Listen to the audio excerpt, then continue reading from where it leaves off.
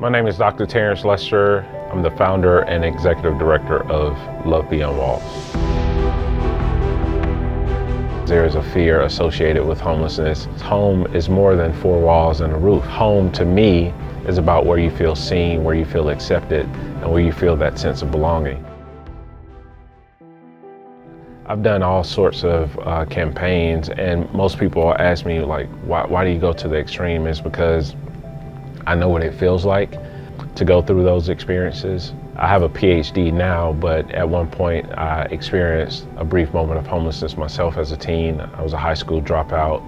I saw my mom struggle and do all she could to make sure that her two children were able to have representation and an example of what it means to overcome. My mom went on to become Dr. Walker, and as I got engaged in community and had people come into my life to speak into my life and to show me love in that way, it built up my confidence and my resilience. And I always said that if I was able to overcome, that I would use my education and all of the things that I've amassed in my life, not to be self-serving, but to serve others, right? And that's what I've been doing through the founding of Love Beyond Walls, and we're about to make 12 years in December. Love Beyond Walls actually started on my cell phone. At that time, I had been going out and just building relationships with people who are unhoused in the city.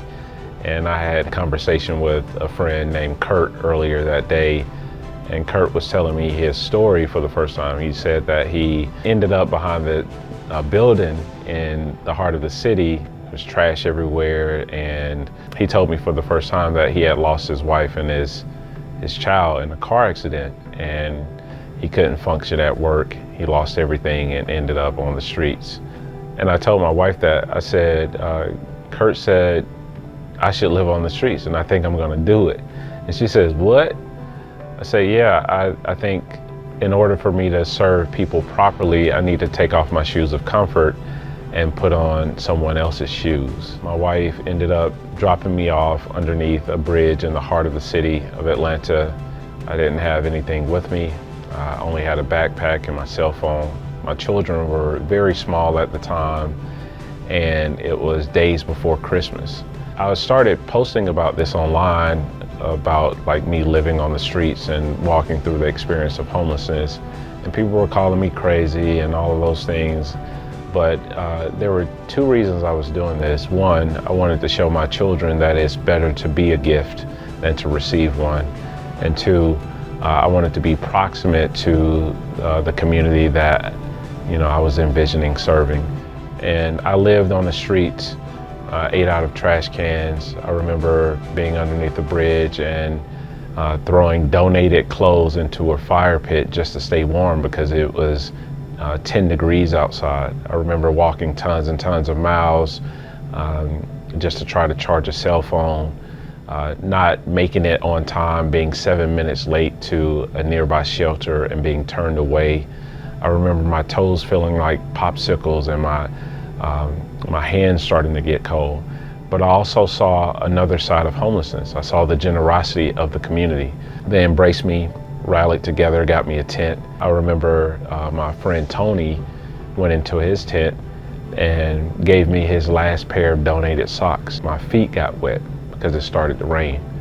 But I had a lot of support, not only from the members who are part of this encampment, but from people like showing up off of social media. Like, people got fed because they saw the story. People had their perceptions changed about the unhoused community because they saw that story.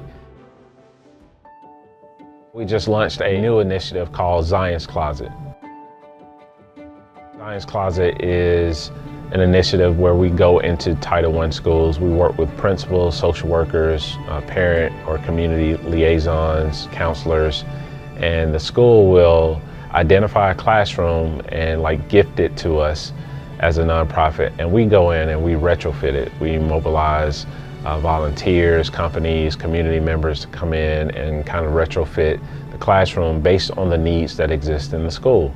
For instance, our first Zion's Closet, which is a resource center, the principal was like, we have students that come to school and sometimes their clothes aren't washed. So washing machines and dryers are in there, right? A lot of families are hungry, which means that the only time a student may eat is when they're at school. And so we put refrigeration in there.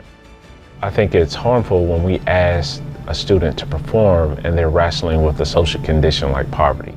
How can you focus on a lesson when your stomach is hungry? How can you focus on a lesson when you may have woken up in a shelter with your family, or you're living in a car, or you're being bullied because of your lack? It's hard to do that, and I know that pain personally, and I also know it because I talk to social workers, right? And so when you meet the need in real time, you restore confidence in a child's ability to engage with their lesson, and they're able to reach their full potential. One of the ways in which we've used storytelling advocacy to actually change the narrative about homelessness is through a project that we launched called Dignity Museum. It's the first museum in the United States that actually represents the subject of homelessness. It's housed in a shipping container, it's modular, we move it around, it's immersive, as storytelling and documentaries and audio and virtual reality and all of these things. And we've had over 30,000 guests.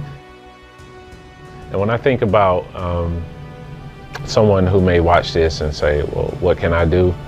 I would say come volunteer with us. Look up our programs, our projects at lovebeyondwalls.org. See what we have going on. Follow us on social media.